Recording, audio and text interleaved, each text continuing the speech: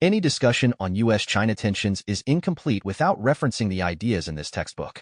In this mandatory textbook for all universities in China, students are taught that capitalism is doomed to extinction and Marxist socialism must prevail.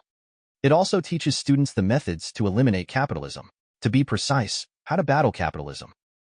Yes, it's a mandatory course in universities across China. Welcome to my channel. Today, we will explore how Chinese socialism battles capitalism and eventually leads to the inevitable collapse of capitalism. If you're new to my channel, it focuses on utilizing laws, regulations, and official Chinese government documents to give you a better understanding of China. Today, I will guide you through page 33 of the university textbook, Xi Jinping's Thoughts on Socialism with Chinese Characteristics for a New Era. In case you didn't know, this course became mandatory in 2021, from primary school through university. Xi Jinping's Thoughts on Socialism with Chinese Characteristics for a New Era were also enshrined in the Chinese Constitution in 2018, reminding people that Xi Jinping is supreme and that Marxist socialism is not just a slogan after decades of opening up and reforming alongside capitalism. The heading on page 33 reads, "Prepare for long-term cooperation and struggle between two social systems." Facts have repeatedly shown that Marx's analysis of the fundamental contradictions of capitalist society is not outdated. The historical materialist view that capitalism is destined to perish and socialism is bound to triumph is still relevant.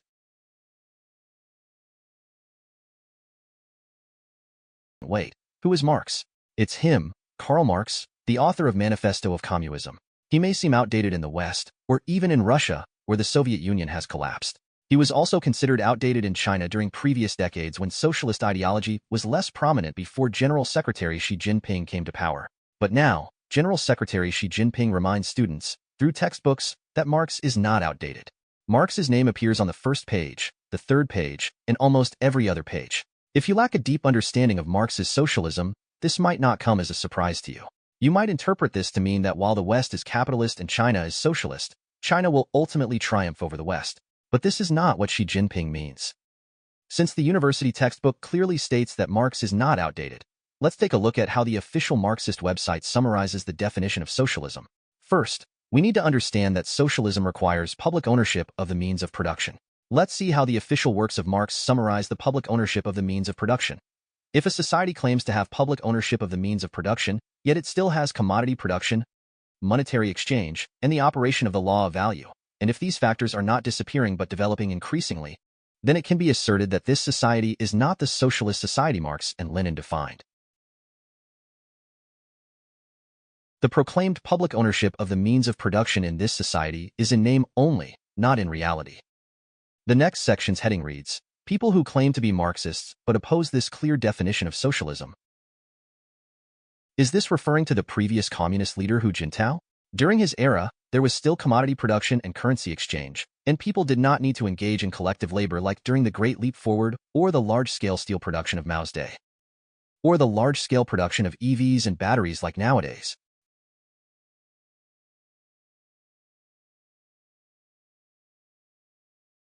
Are the means of production of electric vehicles publicly owned, or owned by capitalists who founded these companies? So, this former leader was clearly a capitalist, which is why he was invited to leave the Congress meeting by the current real socialist leader. General Secretary Xi Jinping is following the true path of socialism, and hence all symbologies of capitalism in China tend to disappear under his rule. Now that you have a preliminary understanding of Marxist socialism theory, we will continue reading from the mandatory university textbook. Considering the objective fact that developed Western countries have long held advantages in the economy, military, and technology, we must earnestly prepare for long-term cooperation and battles between the two social systems. In the West, we are taught to cooperate, or not, based on value or profits. But in China, university students are taught to cooperate and battle capitalism at the same time. That's the fundamental difference. Therefore, during the era of previous Chinese leaders, it was necessary to embrace capitalism in order to cooperate with capitalist countries in the West, which in turn fostered the growth of domestic capitalists in China. But now, in Chairman Xi Jinping's era, because China has already developed, it can engage in battles with capitalism once again. Engage in battles with capitalism is clearly written in university textbook. I am simply reading it. Continue reading.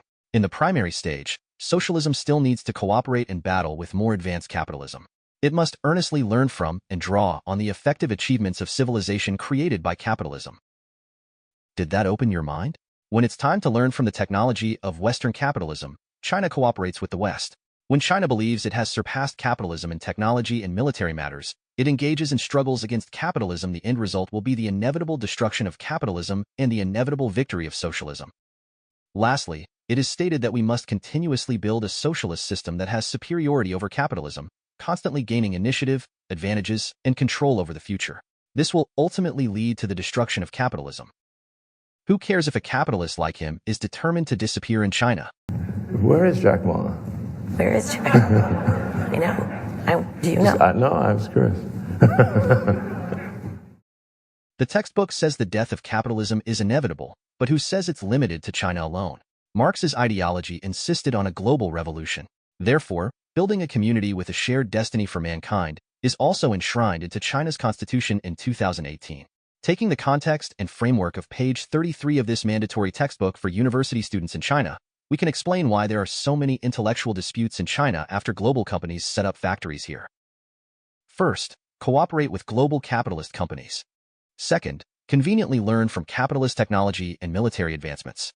Third, continuously learn, and then continuously build on China's so-called socialism. Fourth, when socialism is ready, it battles capitalism. The above cycle occurs simultaneously with different companies and countries for years and decades. After 40 years of reform and opening up, thousands of foreign companies have set up factories in China, thus creating large number of intellectual property disputes due to this so-called socialism with Chinese characteristics. Are these Western capitalists naive? No, they simply don't read history or study Marxist socialism. More importantly, they do not study Xi Jinping's thoughts on socialism with Chinese characteristics for a new era. The inevitable result will be the destruction of capitalism. Basically, everything involves China, such as the trade war, the Taiwan Strait crisis, China's anti-corruption campaign, and other interactions that China has with the rest of the world, can be clearly understood if you analyze them using the thought from page 33 of Xi Jinping's thoughts on socialism with Chinese characteristics for a new era. If this gives you a new perspective on China's relationship with the rest of the world, please subscribe to learn more from official Chinese government documents. See you next time.